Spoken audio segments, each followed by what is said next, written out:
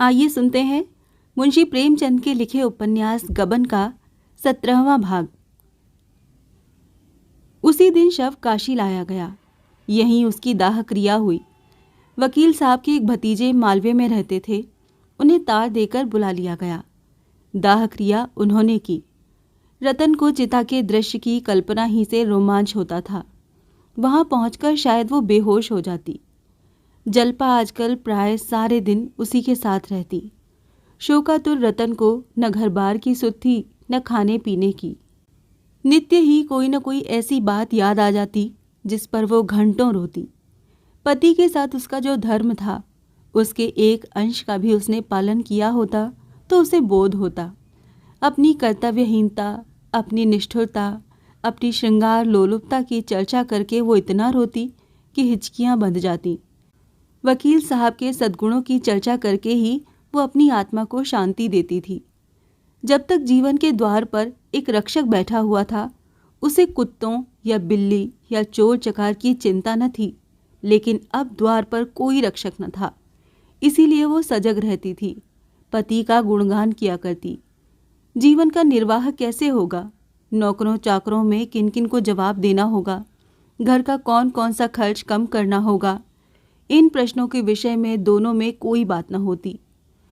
मानो ये चिंता आत्मा के प्रति अभक्ति होगी। भोजन करना, साफ वस्त्र पहनना और मन को कुछ पढ़कर बहलाना भी उसे अनुचित जान पड़ता था। श्राद्ध के दिन उसने अपने सारे वस्त्र और आभूषण महापात्र को दान कर दिए। इन्हें लेकर अब वो क्या करेगी? इनका व्यवहार करके क्या वो अपने जीवन को कलंकित करेगी? इसके विरुद्ध पति की छोटी से छोटी वस्तु को भी स्मृति चिन्ह समझकर वो देखती भालती रहती थी।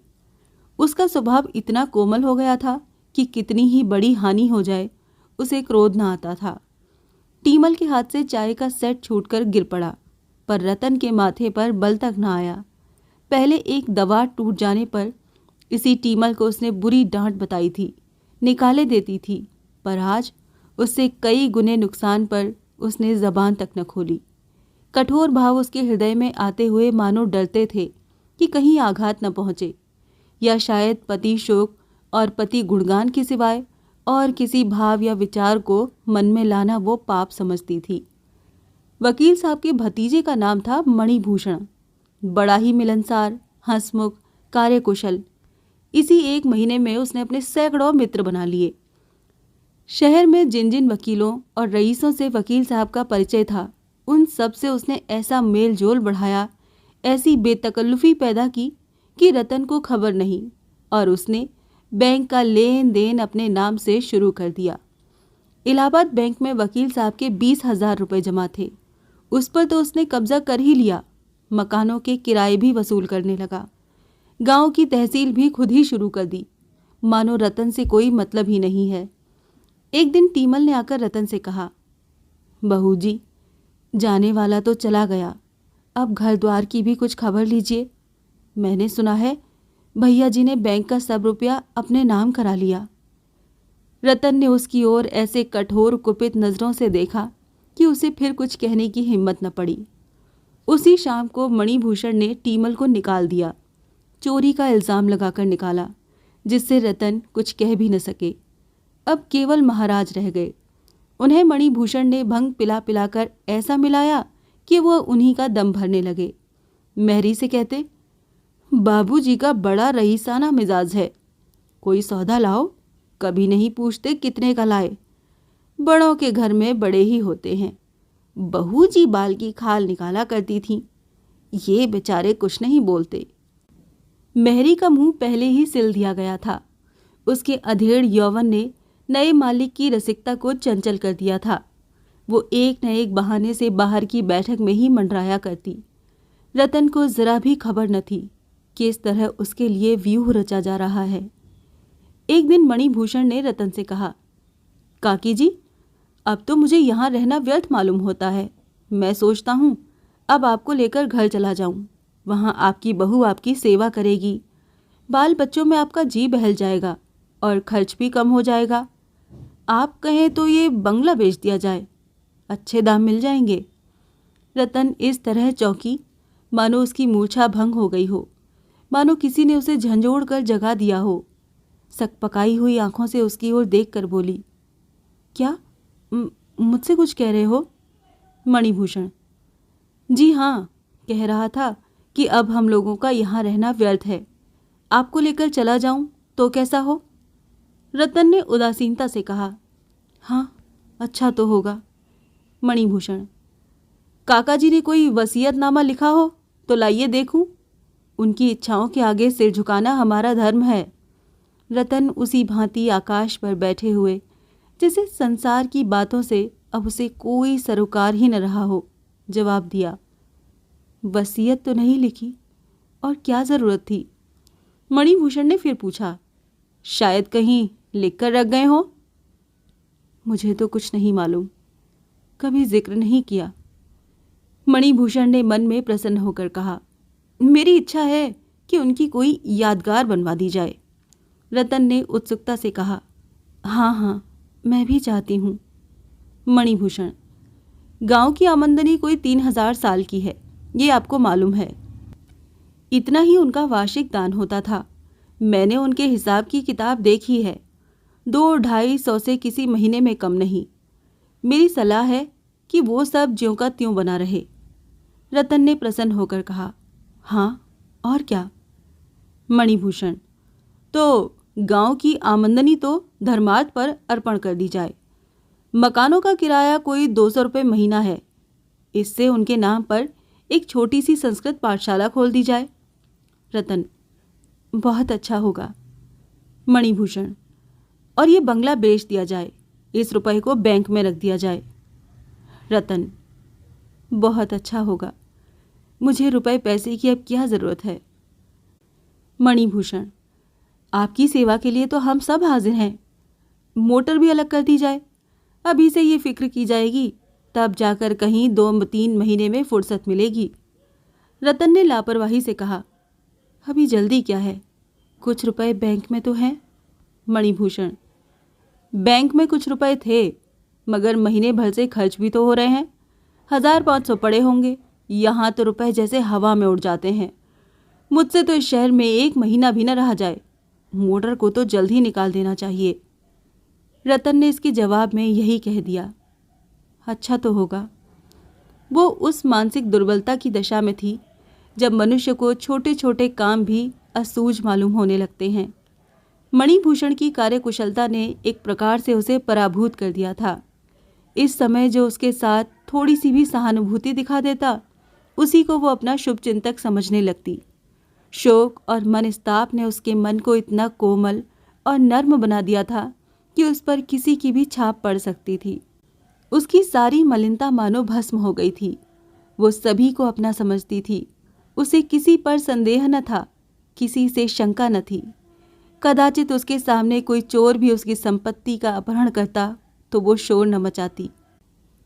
षोडशी के बाद से जल्पा ने रतन के घर आना जाना कम कर दिया था। केवल एक बार घंटे 2 घंटे के लिए चली जाया करती थी।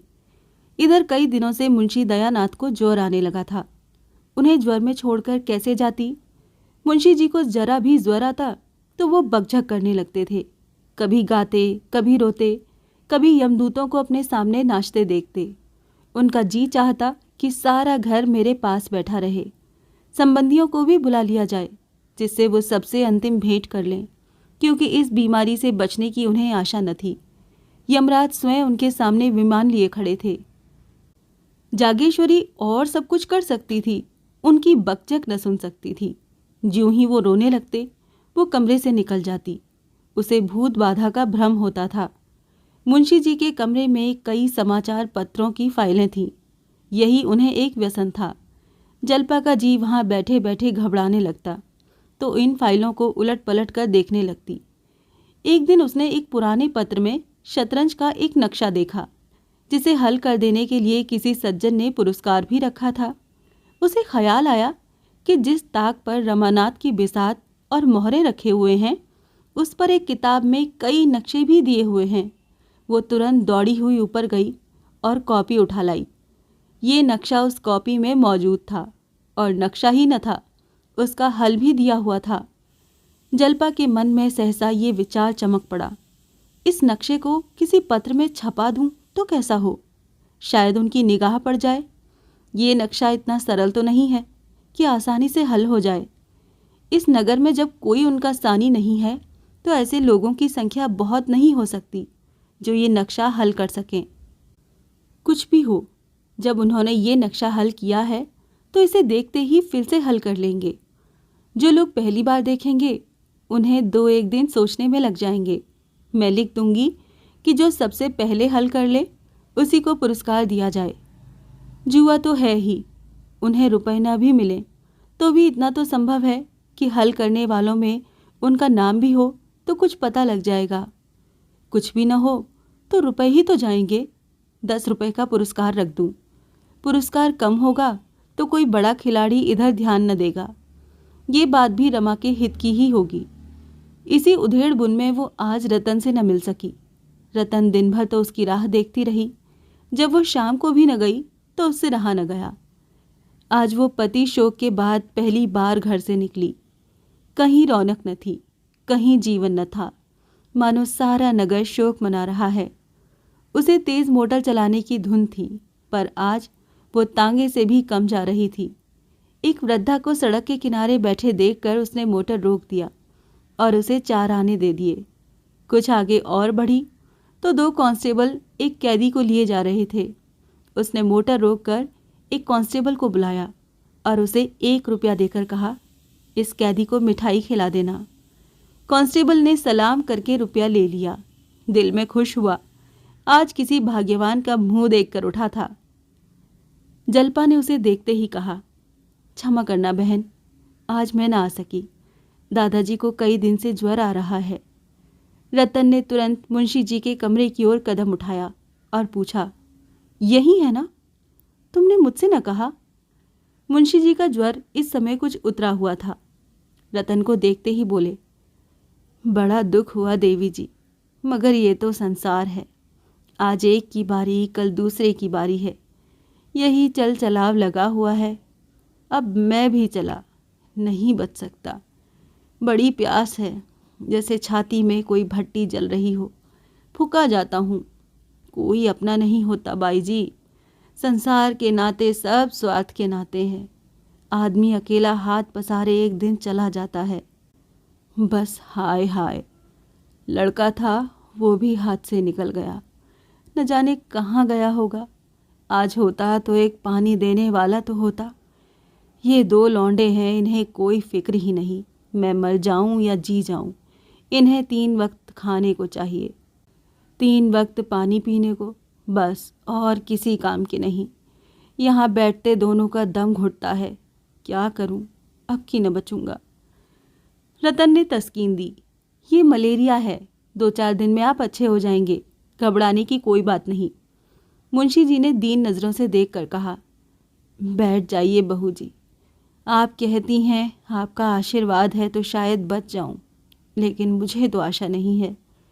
मैं भी ताल ठोके यमराज से लड़ने को तैयार बैठा हूं।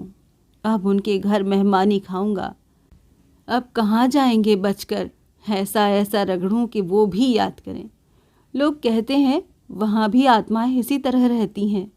इसी तरह वहाँ भी कचहरियाँ हैं, हाकिम हैं, राजा हैं, रंक हैं, व्याख्यान होते हैं, समाचार पत्र छपते हैं।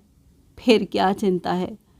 वहाँ भी अहलमंद हो जाऊंगा, मज़े से अखबार पढ़ा करूँगा।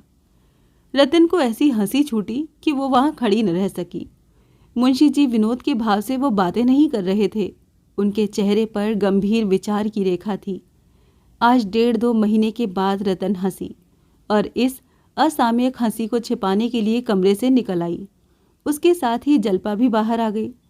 रतन ने अपराधी नज़रों से उसकी ओर देखकर कहा, दादाजी ने मन में न जाने क्या समझा होगा। सोचते होंगे मैं तो जान से मर रहा हूँ और इसे हंसी सूझती है। अब वहाँ न जाऊँगी, नहीं तो ऐसी ही कोई बात फिर कहेंगे तो मैं बिना हंसे न रह सकूँगी। देखो तो आज कितनी बेमौका हंसी आई है। वो अपने मन को इस उच्छृंखलता के लिए धिक्कारने लगी। जल्पा ने उसके मन का भाव ताड़कर कहा, मुझे भी अक्सर इनकी बातों पर हंसी आ जाती है बहन। इस वक्त तो इनका ज्वर कुछ हल्का है। जब जोर का ज्वर होता है तब तो ये और भी उल जुलूल बकने लगते हैं। उस वक्त तो हंसी रोकनी मुश्किल हो जाती है। आज सवेरे कहने लगे, मेरा पेट भक हो गया, मेरा पेट भक हो गया। इसकी रट लगा दी। इसका आशय क्या था, न मैं समझ सकी न अम्मा समझ सकी, पर वो बराबर यही रटे जाते थे, पेट भक हो गया, पेट भक हो गया। आओ कमरे में चलें। रतन, मेरे साथ न चलोगी? जल्पा, आज तो न चल सकूंगी बहन। कल आओगी? नहीं कह सकती। दादाजी का ज्वर कुछ हल्का रहा तो आऊंगी। नहीं भाई, ज़रूर आना है। तुमसे एक सलाह करनी है। क्या सलाह है? मन्नी कहते हैं यहाँ अब रहकर क्या करना है, घर चलो। बंगले को बेच देने को कहते हैं। जल्पा ने एकाएक ठिठक कर उसका हाथ पकड़ लिया और बोली, ये तो तुमने बुरी खबर सुनाई बहन। मुझे इस दशा में तुम छोड़कर चली जाओगी? मैं न जाने दूंगी। मन्नी से कह दो बंगला बेच दें, मगर जब तक उनका कुछ पता न चल जाएगा मैं तुम्हें न छोड़ूंगी। तुम कुल 1 हफ्ते बाहर रही, मुझे एक एक पल पहाड़ हो गया। मैं न जानती थी कि मुझे तुमसे इतना प्रेम हो गया है। अब तो शायद मैं मर ही जाऊं। नहीं बहन, तुम्हारे पैरों पड़ती हूँ, अभी जाने का नाम न लेना। रतन की भी आंखें भर आईं। बोली, मुझसे भी वहाँ न रहा जाएगा। सच कहती हूँ, मैं तो कह दूंगी, मुझे नहीं जाना है। जल्पा उसका हाथ पकड़े हुए ऊपर अपने कमरे में ले गई और उसके गले में हाथ डालकर बोली, कसम खाओ कि मुझे छोड़कर न जाओगी। रतन ने उसे अंकवार में लेकर कहा, लो कसम खाती हूँ, न जाऊंगी। चाहे इधर की दुनिया उधर हो जाए, मेरे लिए वहाँ क्या रखा है? बंगला भी क्यों बेचूं? 200-250 मकानों का किराया है, हम दोनों के गुजर के लिए काफ़ी है। मैं आज ही मन्नी से कह दूंगी, मैं न जाऊंगी। सहसा फर्श और शतरंज के मोहरे और नक्शे देखकर उसने पूछा, ये शतरंज किसके साथ खेल रही थी? जल्पा ने शतरंज के नक्शे पर अपने भाग्य का पासा फेंकने की जो बात सोची थी वो सब उससे कह सुनाई। मन में डर रही थी कि ये कहीं इस प्रस्ताव को व्यर्थ न समझे, पागलपन का ख्याल करे। लेकिन रतन सुनते ही बाग बाग हो गई। बोली, 10 रुपये तो बहुत कम पुरस्कार है, 50 रुपये कर दो, रुपये मैं देती हूँ। जल्पा ने शंका की, लेकिन इतने पुरस्कार के लोभ से कहीं अच्छे शतरंजबाजों ने मैदान में कदम रखा तो? रतन ने दृढ़ता से कहा, कोई हरज नहीं, बाबूजी की निगाह पड़ गई तो वो इसे ज़रूर हल कर लेंगे, और मुझे आशा है कि सबसे पहले उन्हीं का नाम आएगा। कुछ न होगा तो पता तो लग ही जाएगा, अखबार के दफ्तर में तो उनका पता आ ही जाएगा। तुमने बहुत अच्छा उपाय सोच निकाला है, मेरा मन कहता है इसका अच्छा फल होगा। मैं अब मन की प्रेरणा की कायल हो गई हूँ। जब मैं इन्हें लेकर कलकत्ता चली थी उस वक्त मेरा मन कह रहा था यहाँ जाना अच्छा न होगा। जल्पा, तो तुम्हें आशा है? पूरी। मैं कल सवेरे रुपए लेकर आऊँगी। तो मैं आज खत लिख रखूँगी, किसके पास भेजूँ? वहाँ का कोई प्रसिद्ध पत्र होना चाहिए। वहाँ तो प्रजामित्र की बड़ी चर्चा थी, पुस्तकालयों में अक्सर लोग उसी को पढ़ते नजर आते थे। तो प्रजामित्र को ही लिखूंगी। लेकिन रुपए हड़प कर जाएं और नक्शा न छापें तो क्या होगा क्या? 50 रुपए ही तो ले जाएगा। दमड़ी की हंडिया खोकर कुत्तों की जात तो पहचान ली जाएगी। लेकिन ऐसा हो नहीं सकता। जो लोग देश हित के लिए जेल जाते हैं, तरह तरह की धौंस सहते हैं, वो इतने नीच नहीं हो सकते। मेरे साथ आधे घंटे के लिए चलो तो मैं तुम्हें इसी वक्त रुपए दे दूं। जल्पा ने नीम राजी होकर कहा, इस वक्त कहाँ चलूं? कल ही आऊंगी। उसी वक्त मुंशी जी पुकार उठे, बहू बहू। जल्पा तो लपकी हुई उनके कमरे की ओर चली। रतन बाहर जा रही थी कि जागेश्वरी पंखा लिए अपने को झलती हुई दिखाई पड़ गईं। रतन ने पूछा, तुम्हें गर्मी लग रही है अम्मा जी? मैं तो ठंड के मारे कांप रही हूँ। अरे, तुम्हारे पाँव में ये क्या उजला उजला लगा हुआ है? क्या आटा पीस रही थी? जागेश्वरी ने लज्जित होकर कहा, हाँ, वैद्य जी ने इन्हें हाथ के आटे की रोटी खाने को कहा है। बाजार में हाथ का आटा कहाँ मयस्सर, मोहल्ले में कोई पीसनहारी नहीं मिलती। मजूर इन्हें तक चक्की से आटा पिसवा लेती हैं। मैं तो एक आना सेर देने को तैयार हूँ, पर कोई मिलती ही नहीं। रतन ने अचंभे से कहा, तुमसे चक्की चल जाती है? जागेश्वरी ने झेप से मुस्कुराकर कहा। कौन बहुत था, पाव भर तो 2 दिन के लिए हो जाता है। खाते नहीं एक कौर भी। बहू पीसने जा रही थी, लेकिन फिर मुझे उनके पास बैठना पड़ता। मुझे रात दिन चक्की पीसना मंजूर है, उनके पास घड़ी भर बैठना नहीं। रतन जाकर जांत के पास 1 मिनट खड़ी रही, फिर मुस्कुराकर माची पर बैठ गई और बोली, तुमसे तो अब जांत न चलता होगा माँ जी। लाओ थोड़ा सा गेहूं मुझे दो, देखूं तो। जागेश्वरी ने कानों पर हाथ रखकर कहा, अरे नहीं बहू, तुम क्या पीसोगी? चलो हटो यहाँ से। रतन ने प्रमाण दिया, मैंने बहुत दिनों तक पीसा है अम्मा जी। जब मैं अपने घर थी तो रोज़ पीसती थी मेरी अम्मा। लाओ थोड़ा सा गेहूं। हाथ दुखने लगेगा, छाले पड़ जाएंगे। कुछ नहीं होगा अम्मा जी, आप गेहूं तो लाइए। जागेश्वरी ने उसका हाथ पकड़कर उठाने की कोशिश करके कहा, गेहूं घर में नहीं है, अब इस वक्त बाजार से कौन लाए? अच्छा चलिए, मैं भंडारे में देखूं, गेहूं होगा कैसे नहीं। रसोई की बगल वाली कोठरी में सब खाने पीने का सामान रहता था। रतन अंदर चली गई और हांडियों में टटोल टटोल कर देखने लगी। एक हांडी में गेहूं निकल आए, बड़ी खुश हुई। देखो अम्मा जी, निकले कि नहीं, तुम मुझसे बहाना कर रही थी। उसने एक टोकरी में थोड़ा सा गेहूं निकाल लिया और खुश खुश चक्की पर जाकर पीसने लगी। जागेश्वरी ने जाकर जल्पा से कहा, बहू, वो जांत पर बैठी गेहूं पीस रही है, उठाती हूं तो उठती ही नहीं, कोई देख लेगा तो क्या कहे। जल्पा ने मुंशी जी के कमरे से निकलकर सास की घबराहट का आनंद उठाने के लिए कहा, ये तुमने क्या गजब किया अम्मा जी, सचमुच कोई देख ले तो नाक ही कट जाए। चलिए जरा देखूं। जागेश्वरी ने विवशता से कहा, क्या करूं, मैं तो समझा के हार गई, मानती ही नहीं। जल्पा ने जाकर देखा तो रतन गेहूं पीसने में मगन थी। विनोद के स्वाभाविक आनंद से उसका चेहरा खिला हुआ था। इतनी ही देर में उसके माथे पर पसीने की बूंदें आ गईं। उसके बलिष्ठ हाथों में जांत लट्टू के समान नाच रहा था। जल्पा ने हंसकर कहा, ओरी, आटा महीन हो, नहीं पैसे न मिलेंगे। रतन को सुनाई न दिया। बहरों की भांति अनिश्चित भाव से मुस्कुराई। जल्पा ने और जोर से कहा, आटा खूब महीन पीसना, नहीं पैसे ना पाएगी। रतन ने भी हंसकर कहा, जितना महीन कहिए उतना महीन पीस दूं बहू जी, पिसाई अच्छी मिलनी चाहिए। जल्पा, मोले सेर। रतन, मोले सेर ही सही। जल्पा, मुंह धोआओ, धोले सेर मिलेंगे। रतन, मैं ये सब पीस कर उठूंगी, तुम यहाँ क्यों खड़ी हो? जल्पा, आ जाऊं, मैं भी खिंचा दूं। रतन, जी चाहता है कोई जात का गीत गाऊं।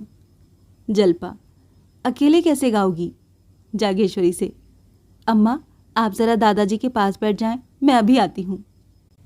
जल्पा भी जांत पर जा बैठी और दोनों जांत का ये गीत गाने लगी। मोहे जोगिन बना के कहाँ गए रे जोगिया। दोनों के स्वर मधुर थे। जांत की घुमुर घुमुर उनके स्वर के साथ सास का काम कर रही थी। जब दोनों एक कड़ी गाकर चुप हो जाती तो जांत का स्वर मानो कंठ ध्वनि से रंजित होकर और भी मनोहर हो जाता था। दोनों के हृदय इस समय जीवन के स्वाभाविक आनंद से पूर्ण थे। न शोक का भार था, न वियोग का दुख। जैसे 2 चिड़ियां प्रभात की अपूर्व शोभा से मग्न होकर चहक रही हों। इससे आगे की कहानी जानने के लिए सुनिए गबन का अगला भाग।